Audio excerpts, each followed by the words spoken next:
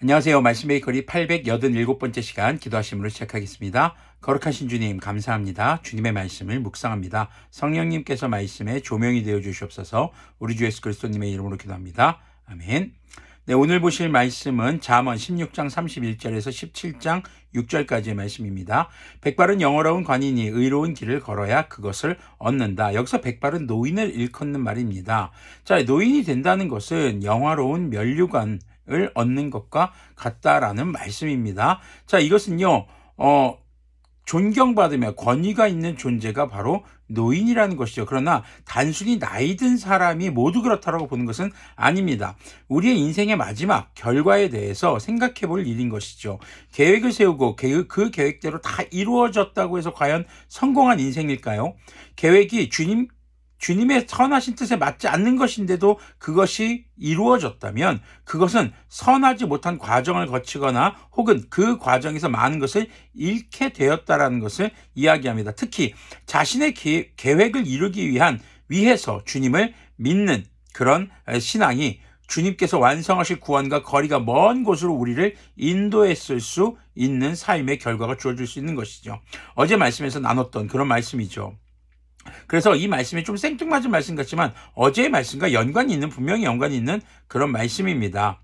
그래서 우리의 삶의 결과가 영화로운 면류관으로서의 백발이 되려면 우리를 인도하시는 주님을 믿는 믿음으로 어떤 상황 속에서도 우리의 마음을 잘 다스려야 하는 것을 우리는 생각해야 합니다. 그래서 32절 보면요. 노하기를 더디하는 사람은 용사보다 낫고 자기 마음을 다스리는 사람은 성을 점령한 사람보다 낫다.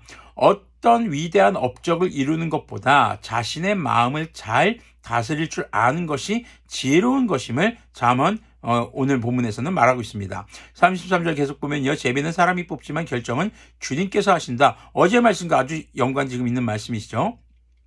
마른 빵 한 조각을 먹으며 화목하게 지내는 것이 진수성찬을 가득히 차린 집에서 다투며 사는 것보다 낫다. 슬기로운 종은 부끄러운 일을 하는 주인집 아들을 다스리고 그 집 자녀들과 함께 유산을 나누어 받는다. 도가니는 은을, 화덕은 금을 단련하지만 주님께서는 사람의 마음을 단련하신다. 악을 행하는 사람은 사악한 말에 솔깃하고 거짓말을 하는 사람은 중상하는 말에 귀를 기울인다. 가난한 사람을 조롱하는 것은 그를 지으신 분을 모욕하는 것이다. 남의 재앙을 기뻐하는 사람은 형벌을 면하지 못한다. 자, 우리가 잘 먹고 잘 사는 것, 이 땅에서 부귀 영화를 누리는 것보다 바로 화목하게 지내는 것이 훨씬 더 소중하다라는 것을 우리에게 깨닫게 해주는 말씀입니다. 이 화목함은요, 가족 간의 화목, 이웃 간의 화목도 있겠지만 주님과의 화목이 가장 근간이 되어야 하는 것을 우리는 기억해야 할 것입니다. 그렇게 목적지향적인 성취지향적인 삶이 아니라 주님을 경외하는 삶, 주님의 말씀을 따라 살아가는 삶으로 주님과 그리고 이웃과 화목하게 자신의 가족들과 화목하게 지내는 것이 진정한 행복이고 주님께서 주시는 은혜의 선물인 것, 그리고 그것이 결국에 나중에는 우리의 영광의 면류관이 되는 것임을 우리는 기억해야 할 것입니다. 자, 그러면서 그렇게 슬기로운 삶, 지혜로운 삶을 살아간다는 것은 거짓말에 귀를 기울이지 않는 것입니다.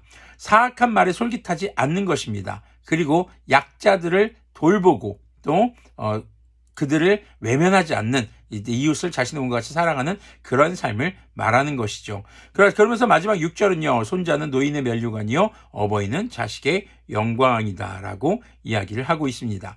자, 본문은요. 우리가 목표 지향적인 삶보다 주님의 말씀을 따라 주님을 경외하는 지혜로운 삶을 사는 것이 더 낫다라고 말합니다. 그것이 진정한 행복이라는 것이죠. 은과 금을 얻기 위해 뜨거운 화덕을 이용합니다. 그런데 은과 금을 얻기 위해 주님을 이용해서는 안 되는 것이죠. 주님께서는 우리의 마음을 단련하십니다. 그래서 죄가 없는 용서받은 거룩한 그리스도인이 되도록 우리의 삶을 인도하고 계신 것이죠. 그리고 마지막 절은 손자가 노인의 면류관이고 어버이는 자식의 영광이라고 언급합니다. 이는 주님을 경외하며 사는 삶이 손자에게까지 영향을 주는 모습, 그리고 주님을 경외하는 부모의 모습이 자식에게 영광스러운 선물이 되는 것을 지금 볼 수 있는 것입니다. 하지만 이때 육체적인 가족의 관계에서만 머물러서 우리가 묵상을 해서는 안 될 것입니다. 우리 주 예수님께서도 육체의 자녀가 없으셨지만 성육, 대속, 그리고 부활과 재림의 언약을 통해서 성령님을 우리에게 보내주셨고 교회를 세우셨습니다. 그리고 그리스도인들에게 자자손손 영광과 존귀의 주님이 되어주신 것이죠. 교회 공동체 역시 형제님, 자매님이라고 하죠. 가족 공동체입니다.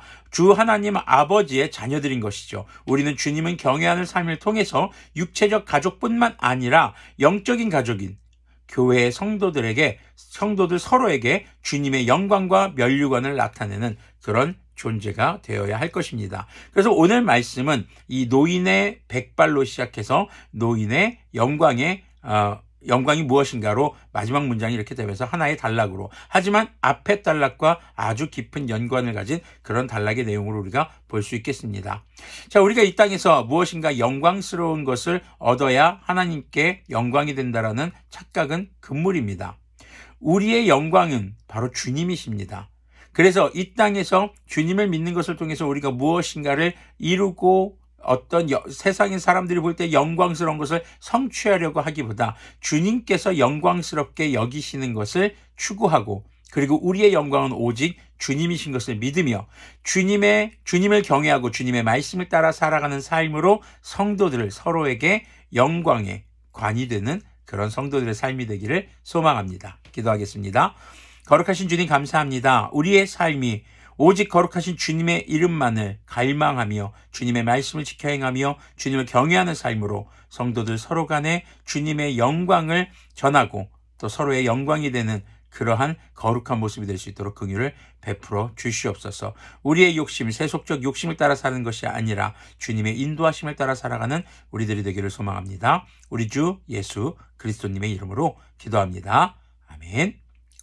네, 오늘도 우리의 계획을 이루시는 주님을 믿는 것이 아니라 우리를 인도하시는 주님을 믿는 오늘 하루가 되기를 소망합니다.